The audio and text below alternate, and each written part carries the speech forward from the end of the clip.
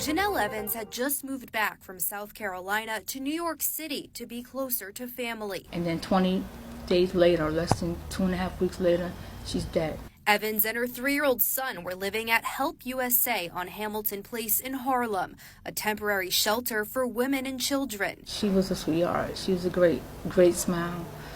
She loved her children. She loved her family. January 17th was the last Smith would ever hear from her daughter. Police say the 33-year-old was seen walking into the shelter and was never heard from again. She was not seen again coming in or out of the shelter for over 4 days.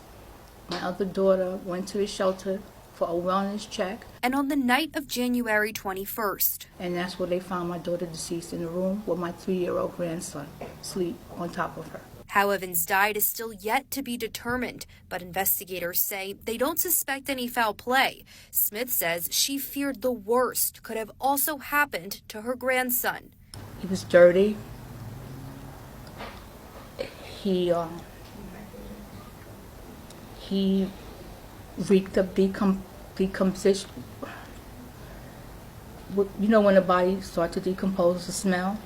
It took me 3 days to get the smell off of his body. The shelter is privately operated. We reached out to them to see if there's a protocol in place to check on residents. They have not responded. What is the procedure for the shelter for signing in, signing out, doing a wellness check after 24 hours, 48 hours? What's the procedure? This could have all been prevented. The NYPD says the investigation is still open as Evans' family continues to search for closure.